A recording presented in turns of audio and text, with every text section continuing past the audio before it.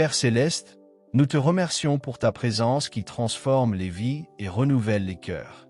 Ouvre aujourd'hui nos yeux spirituels afin que nous puissions recevoir ta vérité avec foi. Que ton Esprit Saint éclaire notre compréhension, fortifie notre confiance en tes promesses et nous aide à saisir tout ce que tu as préparé pour nous. Que chaque personne qui écoute ce message soit encouragée, restaurée et remplie d'une espérance nouvelle. Au nom de Jésus-Christ, Amen. Permettez-moi de commencer par quelques remarques importantes. Il existe plusieurs façons de recevoir la guérison de Dieu.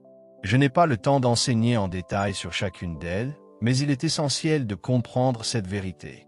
Certaines personnes reçoivent une manifestation instantanée de leur guérison. C'est généralement ce que la plupart des croyants désirent et attendent, et je crois fermement que Dieu agit encore de cette manière aujourd'hui. Il est tout à fait capable de toucher une personne en un instant et de faire disparaître immédiatement toute maladie, toute infirmité ou toute douleur. Cependant, la guérison ne se manifeste pas toujours de façon instantanée. Les Écritures déclarent que les croyants imposeront les mains aux malades et que ceux-ci seront guéris. Cela signifie parfois qu'à partir du moment où la prière est faite, un processus de restauration commence. La maladie recule progressivement, le corps retrouve ses forces et la guérison se développe jusqu'à sa pleine manifestation. Il est important de comprendre qu'il n'existe pas une seule bonne manière de recevoir de Dieu. Ne vous enfermez pas dans une attente tellement précise que vous manqueriez ce que Dieu est déjà en train d'accomplir dans votre vie. Peut-être que votre guérison a commencé aujourd'hui. Peut-être qu'un processus divin est déjà à l'œuvre dans votre corps sans que vous en soyez encore pleinement conscient. Pour ma part, j'enseigne principalement comment croire et recevoir la guérison par la foi. J'encourage les croyants à s'appuyer sur la parole de Dieu, à développer leur foi, à exercer l'autorité que Christ leur a donnée et à recevoir ce que Dieu a déjà accompli en leur faveur. C'est le domaine dans lequel Dieu m'a particulièrement appelé à servir en tant qu'enseignant.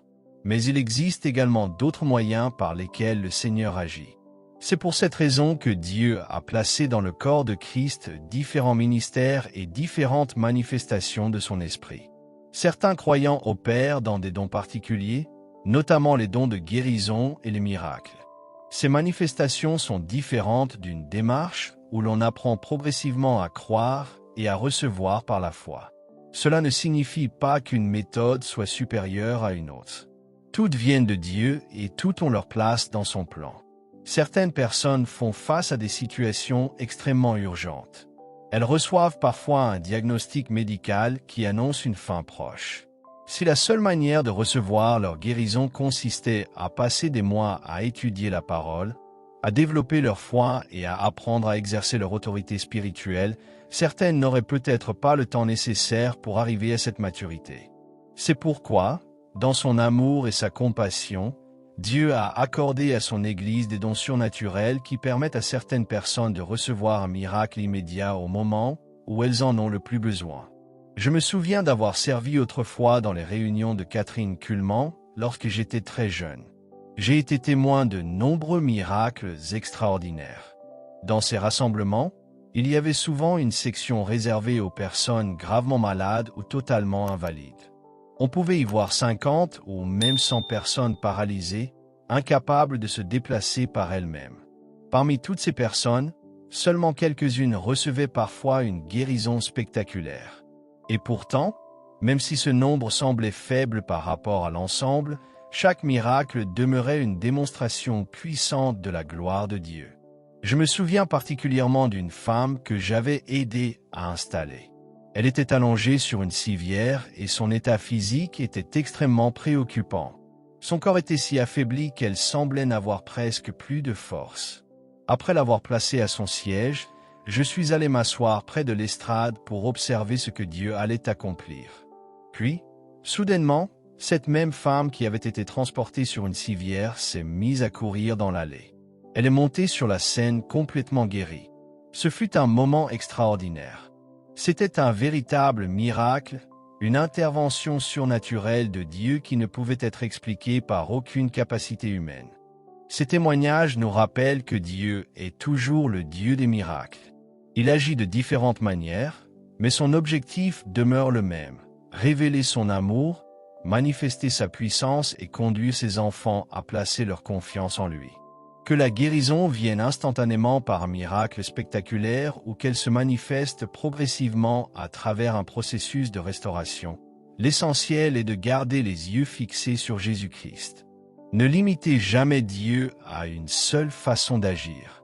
Recevez avec gratitude tout ce qu'il accomplit dans votre vie, sachant que sa puissance est toujours disponible pour ceux qui mettent leur foi en lui. Je remercie Dieu pour toute guérison, quelle que soit la manière dont elle se manifeste. Cependant, je suis particulièrement porté à enseigner comment chacun peut recevoir personnellement sa guérison par la foi. Les ministères ayant des dons particuliers de miracles ne sont pas toujours présents. Certaines personnes que Dieu a puissamment utilisées dans le passé sont désormais auprès du Seigneur. Bien sûr, Dieu continue de se servir de ministères spécifiques pour accomplir des œuvres extraordinaires, et je crois qu'il accomplit parfois, à travers eux, des choses qui ne se produiraient pas de la même manière dans un simple enseignement de la foi.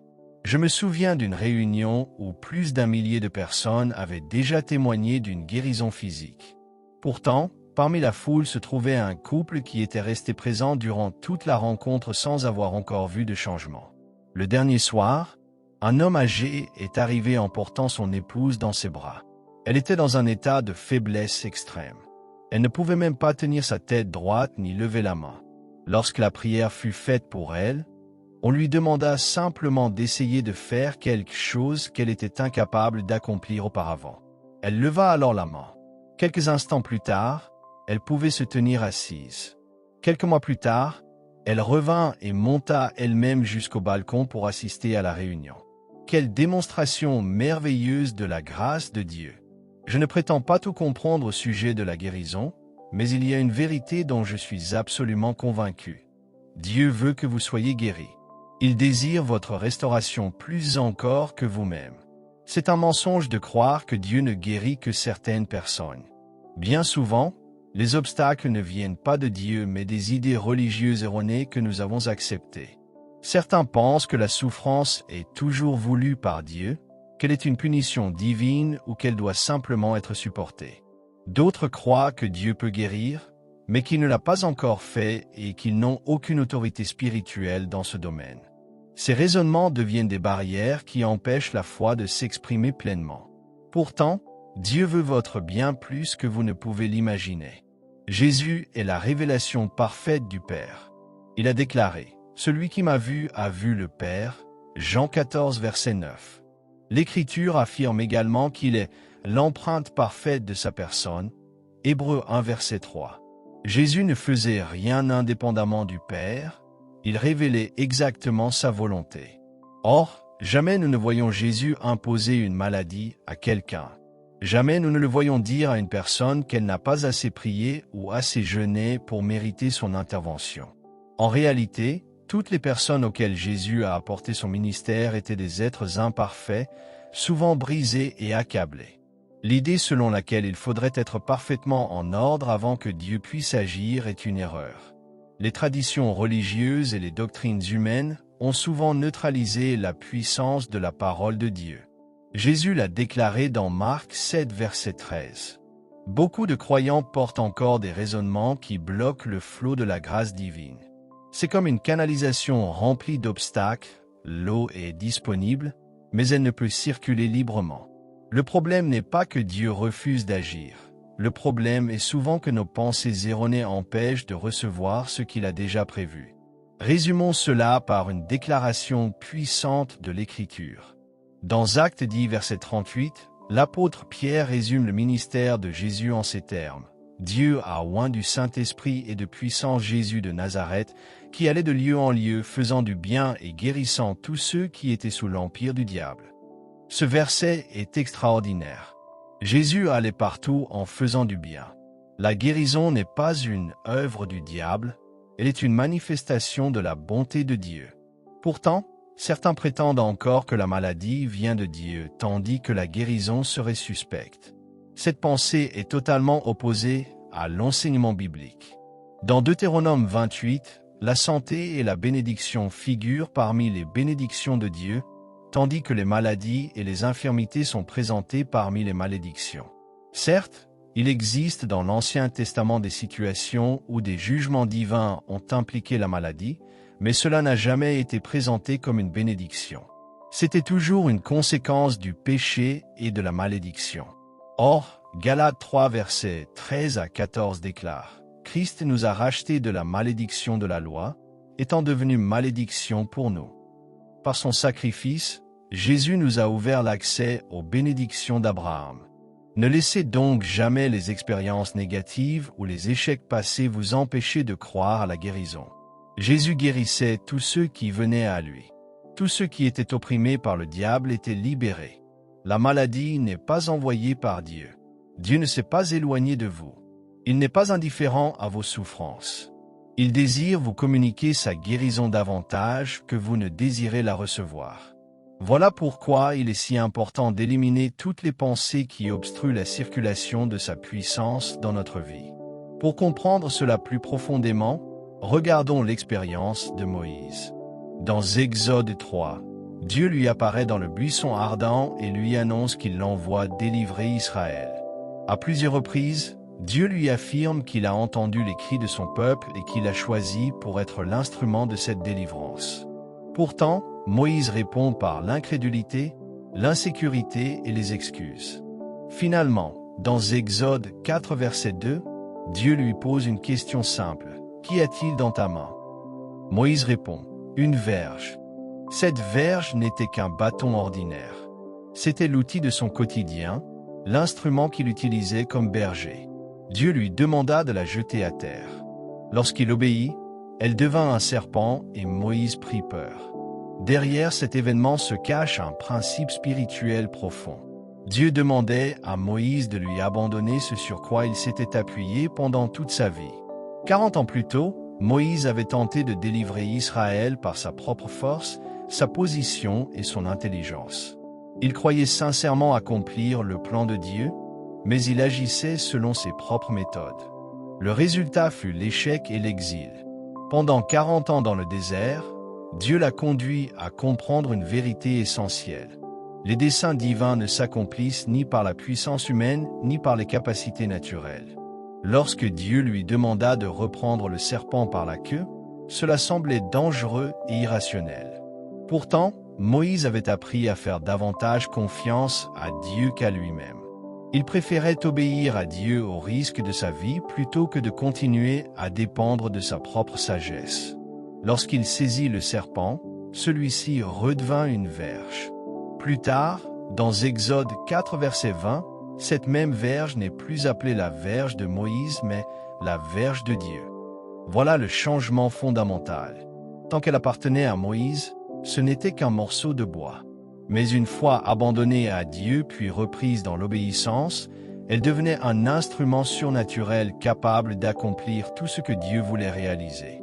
C'est exactement ce qui doit se produire dans notre propre vie. Lorsque nous sommes nés de nouveau, nous avons remis notre existence entre les mains du Seigneur. Désormais, notre vie ne nous appartient plus. Comme l'écrit Paul, « J'ai été crucifié avec Christ, et si je vis, ce n'est plus moi qui vis, c'est Christ qui vit en moi. » Galates 2 verset 20. Lorsque nous comprenons cela, nous réalisons que Dieu nous a confié son autorité et sa puissance afin que nous les utilisions conformément à sa volonté. Plus tard, après les miracles accomplis en Égypte, lorsque les Israélites se retrouvèrent bloqués devant la mer Rouge, le peuple fut saisi de peur. Malgré toutes les œuvres extraordinaires qu'il avait vues, il voulait retourner en Égypte. Moïse déclara alors, « Ne craignez rien, restez en place et regardez la délivrance de l'Éternel. » Pourtant, immédiatement après, Dieu lui répondit, « Pourquoi cries-tu vers moi? Dis aux enfants d'Israël de marcher. » Puis lui ordonna de prendre la verge et d'étendre sa main sur la mer. Cette scène révèle une vérité capitale. Dieu avait déjà donné à Moïse l'autorité nécessaire. Au lieu de supplier passivement, il devait utiliser ce que Dieu lui avait confié. Beaucoup de croyants se présentent encore devant Dieu comme des mendiants spirituels, répétant qu'ils ne sont rien et qu'ils ne peuvent rien faire. Pourtant, Dieu leur a déjà donné en Christ une autorité spirituelle réelle. Il les appelle à exercer cette autorité dans la foi. Cette même vérité apparaît dans le Nouveau Testament. Dans Marc 11, quelques jours avant sa crucifixion, Jésus s'approcha d'un figuier couvert de feuilles. Bien qu'il ne soit pas encore temps pour les figues, ce figuier affichait une apparence trompeuse. Il prétendait posséder quelque chose qu'il ne possédait pas réellement. Jésus s'adressa alors à l'arbre et lui dit « Que jamais personne ne mange de ton fruit. » Le lendemain, les disciples constatèrent que l'arbre était entièrement desséché. Pourtant, selon le récit parallèle de Matthieu, il était mort dès l'instant où Jésus avait parlé. La manifestation visible avait simplement pris du temps. La mort avait commencé à la racine avant d'apparaître extérieurement. Voilà une leçon essentielle concernant la foi et la guérison. Beaucoup de personnes prient puis regardent immédiatement leur corps afin de vérifier si quelque chose a changé. Elles attendent une preuve visible avant de croire que Dieu a agi. Pourtant, la parole nous enseigne qu'une œuvre peut être accomplie dans le monde spirituel avant d'être visible dans le monde naturel. Comme une fleur coupée qui semble encore vivante pendant un temps alors qu'elle est déjà séparée de sa source, la maladie peut sembler présente alors que sa défaite a déjà commencé. Lorsque Pierre vit le figuier desséché, il fut stupéfait. Jésus n'avait utilisé aucun moyen humain. Il avait simplement parlé avec autorité. Pierre s'émerveilla de voir que la création avait obéi à la parole prononcée avec foi. Alors Jésus lui répondit par cette exhortation puissante, « Ayez foi en Dieu ». C'est là le cœur du message. Dieu veut que vous receviez ce qu'il a déjà préparé pour vous. Il vous appelle à abandonner toute confiance en vos propres forces, à recevoir l'autorité qu'il vous a donnée en Christ et à croire que sa parole produit des résultats, même lorsque vos yeux ne voient pas encore la manifestation complète. La foi saisit la réalité spirituelle avant qu'elle ne devienne visible, parce qu'elle s'appuie non sur les circonstances, mais sur la fidélité inébranlable de Dieu. Jésus répondit à l'étonnement de ses disciples avec une leçon profonde sur la foi. Ils étaient stupéfaits de voir qu'il avait simplement parlé à un figuier et que celui-ci avait obéi à sa parole. Alors Jésus leur révéla le principe spirituel qui se trouvait derrière ce miracle. Il déclara dans Marc 11, verset 23, « Je vous le dis en vérité, si quelqu'un dit à cette montagne, « ôte-toi de là et jette-toi dans la mer », et s'il ne doute point dans son cœur, mais croit que ce qu'il dit arrive, il le verra s'accomplir. » Cette parole est extraordinaire. Jésus commence par dire « En vérité ». Chaque parole de Jésus est vraie, mais lorsqu'il introduit une déclaration de cette manière, c'est comme s'il soulignait son importance. Il attire notre attention sur un principe fondamental du royaume de Dieu. Puis il ajoute « quiconque ». Cela signifie n'importe quelle personne. Il ne parle pas seulement des apôtres, des prophètes ou de quelques croyants exceptionnels. Il parle de quiconque croit. Si vous êtes un croyant, cette promesse vous concerne. Jésus enseigne ici que la foi doit être exprimée. La foi n'est pas passive. Elle n'est pas simplement une conviction silencieuse dans le cœur. La foi biblique est activée par la parole. 3 fois dans ce seul verset, Jésus insiste sur le fait de parler. Il ne dit pas que l'on doit simplement parler à Dieu au sujet de la montagne. Il dit que l'on doit parler à la montagne elle-même. Voilà une vérité que beaucoup de croyants n'ont jamais réellement comprise. La plupart des personnes passent leur temps à expliquer leurs problèmes à Dieu. Elles lui racontent leurs souffrances, leurs maladies, leurs difficultés et leurs craintes. Elles lui demandent sans cesse d'intervenir, comme si Dieu ignorait leur situation ou comme s'il n'avait pas déjà accompli son œuvre. Pourtant, Jésus ne dit pas « Parlez à Dieu de votre montagne ». Il dit « Parlez à la montagne ». Cela signifie prendre l'autorité que Dieu vous a donnée et l'exercer contre ce qui s'oppose à sa volonté dans votre vie. Beaucoup approchent Dieu avec un sentiment d'impuissance totale. Ils disent en substance « Seigneur, je ne suis rien, je n'ai rien, je ne peux rien faire ». Ils cherchent parfois à susciter la compassion en décrivant chaque douleur et chaque symptôme. Mais dès l'instant où une personne se présente devant Dieu comme quelqu'un qui n'a aucune autorité, elle se prive elle-même de ce que Dieu a déjà mis à sa disposition. Lorsque Jésus nous demande de parler à la montagne, cela implique que Dieu a déjà accompli sa part. La guérison n'est pas quelque chose que Dieu hésite à donner. Selon 1 Pierre 2 verset 24, par les meurtrissures de Christ, nous avons été guéris. L'œuvre a déjà été accomplie à la croix. Dieu a déjà mis sa puissance à l'intérieur du croyant. Maintenant, cette puissance doit être libérée par la foi. Éphésiens 1 verset 19 déclare que la même puissance qui a ressuscité Jésus-Christ d'entre les morts agit en nous. Pensez à cela. La puissance de la résurrection habite dans le croyant. Alors comment cette puissance est-elle libérée? En cessant de demander à Dieu de faire ce qu'il a déjà accompli et en commençant à exercer l'autorité qu'il nous a donnée. Votre problème n'est pas Dieu. Votre problème est la maladie, la douleur, la peur ou toute autre chose qui s'oppose à la volonté divine. C'est à cette montagne que vous devez parler. Vous pouvez vous adresser à votre corps et déclarer « Corps, au nom de Jésus-Christ, je t'ordonne de fonctionner selon le plan de Dieu. » Vous pouvez parler à la douleur et dire « Douleur, je t'ordonne de partir au nom de Jésus. » Certains trouvent cela étrange, mais c'est précisément ce que Jésus a enseigné. Il a dit de parler à la montagne. Vous pouvez choisir de répéter continuellement ce que vous ressentez et ainsi renforcer le problème, ou bien commencer à déclarer ce que vous croyez selon la parole de Dieu. Si vous persévérez sans douter dans votre cœur, la promesse de Jésus est que ce que vous dites s'accomplira.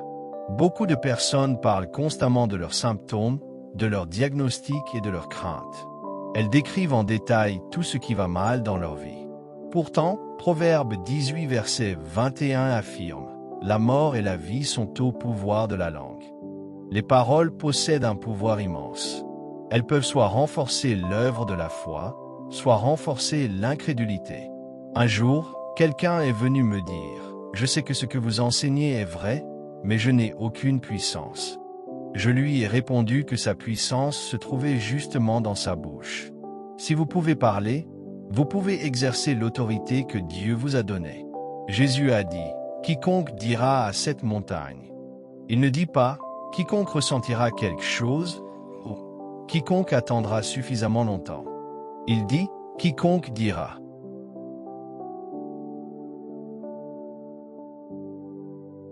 Vous devez commencer à parler à la racine du problème.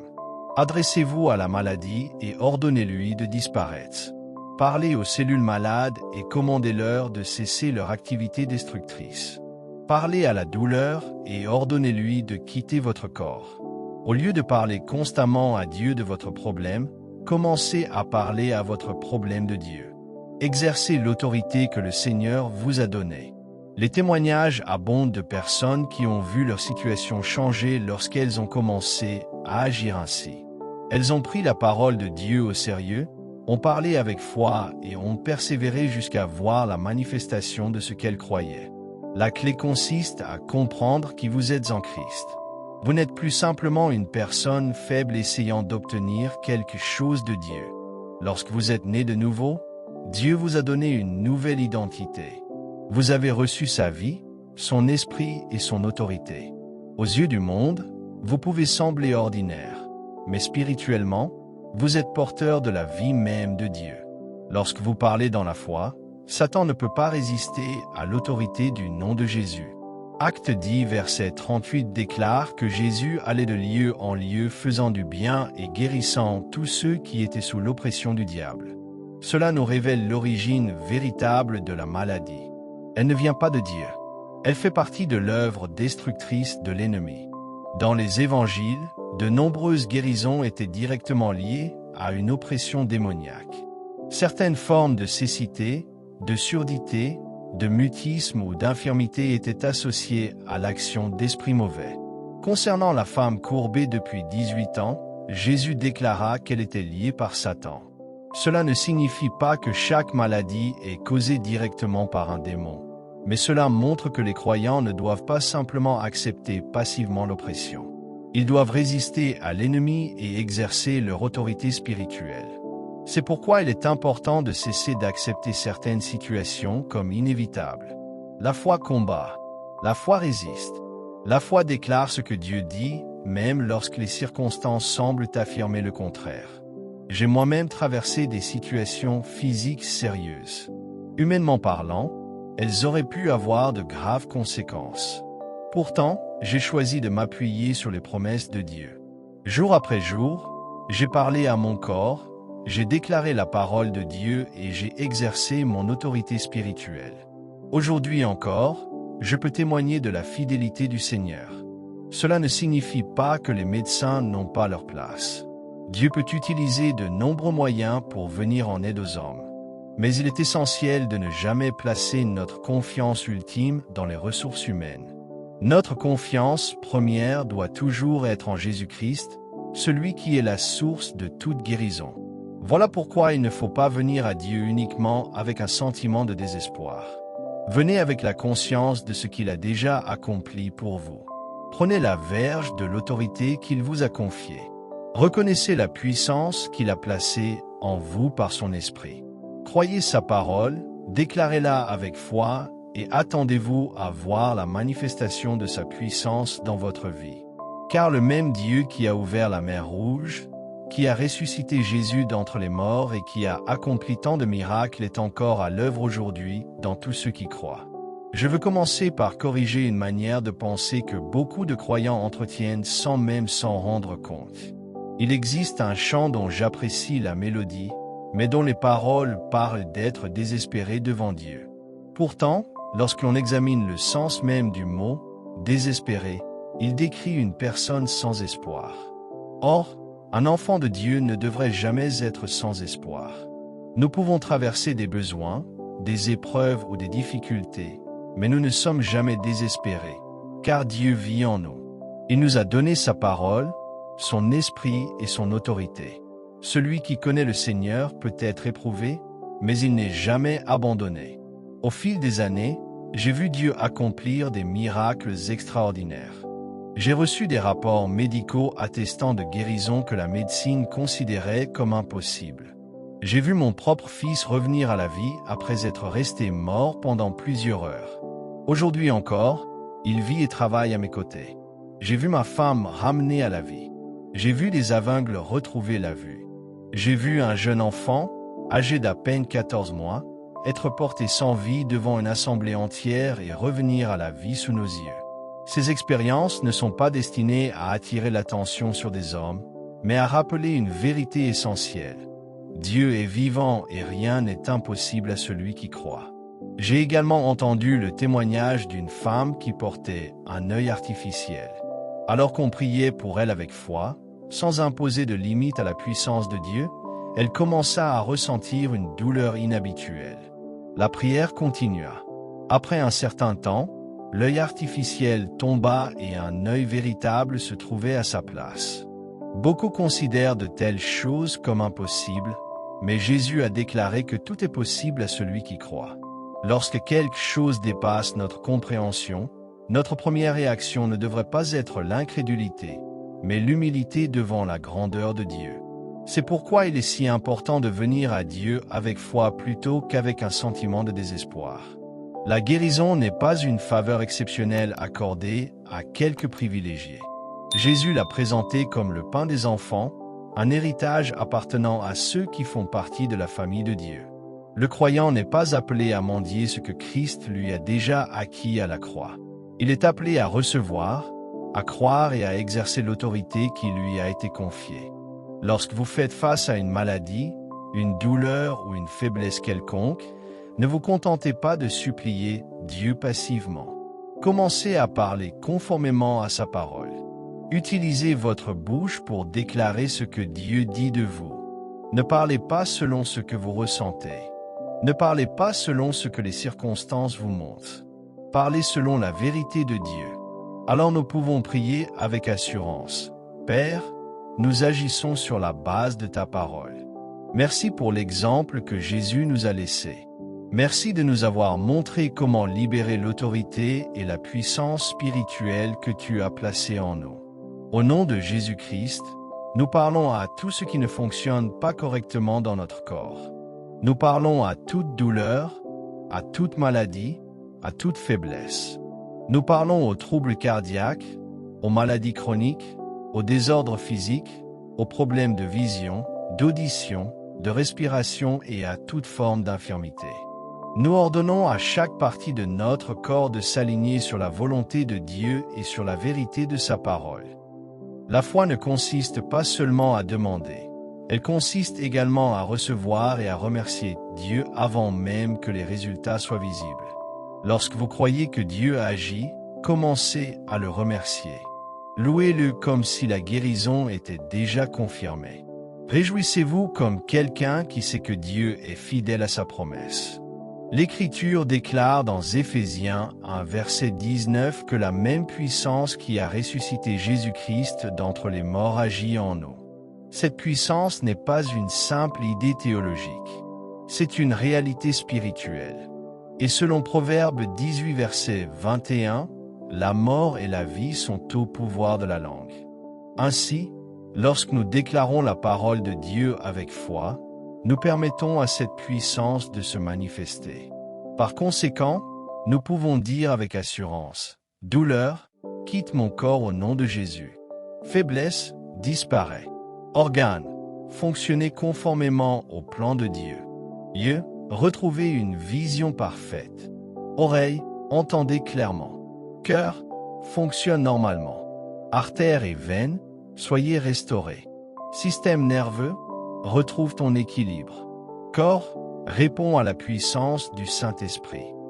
Nous pouvons également nous opposer aux héritages négatifs et aux malédictions qui ont été prononcées sur nos vies. Galates 3 verset 13 déclare que Christ nous a rachetés de la malédiction de la loi en devenant malédiction pour nous. Ainsi, nous pouvons proclamer, les anciennes chaînes sont brisées. Les limitations héritées ne détermineront pas mon avenir. Le sang de Jésus parle en ma faveur. Je suis une nouvelle création en Christ et je marche dans la bénédiction de Dieu. Lorsque la foi est mise en action, quelque chose commence à se produire. Même si tout n'est pas immédiatement visible, la puissance de Dieu est à l'œuvre. Comme le figuier de Marc 11 qui est mort à la racine avant que cela ne soit apparent extérieurement, Dieu agit souvent dans les profondeurs avant que la manifestation complète n'apparaisse. Voilà pourquoi il faut persévérer dans la louange et l'action de grâce. Continuez à remercier le Seigneur. Continuez à déclarer sa parole. Continuez à croire. Dieu est fidèle. Sa puissance est réelle. Son amour ne change jamais.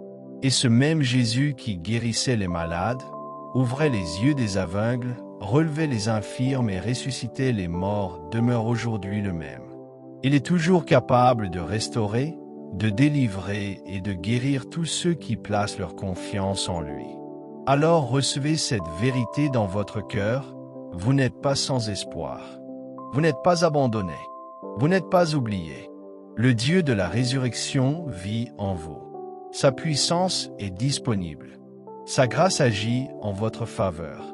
Croyez sa parole, exercez l'autorité qu'il vous a donnée, remerciez-le avec foi, et attendez-vous à voir sa gloire se manifester dans votre vie. Loué soit le Seigneur pour sa bonté, sa fidélité et sa puissance qui ne cessent jamais d'agir en faveur de ceux qui croient. Si vous avez déjà constaté une manifestation de la puissance de Dieu dans votre corps, même partielle, réjouissez-vous et considérez cela comme un signe encourageant de son œuvre à l'intérieur de vous. Peut-être qu'une douleur a disparu, qu'une faiblesse s'est atténuée, qu'une masse a diminué ou qu'un changement réel s'est produit dans votre état physique. Il n'est pas nécessaire que tout soit immédiatement parfait pour reconnaître que Dieu agit. Lorsque vous pouvez constater une différence, même minime, cela témoigne déjà de l'action de sa puissance. En voyant tant de personnes expérimenter une amélioration, il devient évident que Dieu est à l'œuvre. Des centaines de vies peuvent être touchées en un instant par sa grâce. Pourtant, il est important de comprendre que ce que l'on voit extérieurement n'est souvent que le commencement d'une œuvre plus profonde. La puissance de Dieu agit parfois de manière visible et immédiate, mais elle agit également dans les profondeurs avant que la manifestation complète n'apparaisse. C'est exactement ce que Jésus a enseigné à travers l'exemple du figuier dans Marc 11. Lorsqu'il parla à l'arbre, celui-ci mourut immédiatement. Cependant, la transformation commença à la racine, là où les yeux humains ne pouvaient rien voir. Ce n'est que plus tard que les disciples constatèrent le résultat visible de ce qui s'était déjà produit au moment où Jésus avait parlé avec foi. Il en est souvent de même dans la vie du croyant. Lorsque la parole de Dieu est reçue avec foi, quelque chose change immédiatement dans le domaine spirituel. Même si les sens naturels ne perçoivent pas encore toute la manifestation, l'œuvre de Dieu a commencé. C'est pourquoi il ne faut pas abandonner sa confiance ni revenir à l'incrédulité. Continuez à croire ce que Dieu a déclaré. Continuez à parler selon sa parole. Continuez à remercier le Seigneur pour ce qu'il accomplit. L'Écriture nous enseigne que la foi est l'assurance des choses que l'on espère et la démonstration de celles que l'on ne voit pas encore. Hébreux 11 verset 1. La foi saisit une réalité avant qu'elle ne soit pleinement visible. Elle s'appuie sur la fidélité de Dieu plutôt que sur les circonstances. Si vous avez déjà reçu un signe de guérison, même partiel, ne le considérez pas comme insignifiant. Voyez-le comme une confirmation que la puissance de Dieu est à l'œuvre. Comme le figuier qui était déjà mort à la racine avant que cela ne soit visible, l'œuvre de Dieu peut déjà être accomplie dans votre situation. Gardez donc votre regard fixé sur ses promesses et refusez de reculer devant les circonstances. Persévérez dans la foi. Persévérez dans la louange. Persévérez dans la confession de la parole. Car celui qui a commencé cette œuvre est fidèle pour l'achever. La guérison, la restauration et la victoire que Dieu a promises ne reposent pas sur les émotions ou sur les apparences, mais sur sa parole immuable. Alors rendons gloire à Dieu de tout notre cœur. Remercions-le pour chaque guérison, pour chaque progrès, pour chaque manifestation de sa puissance.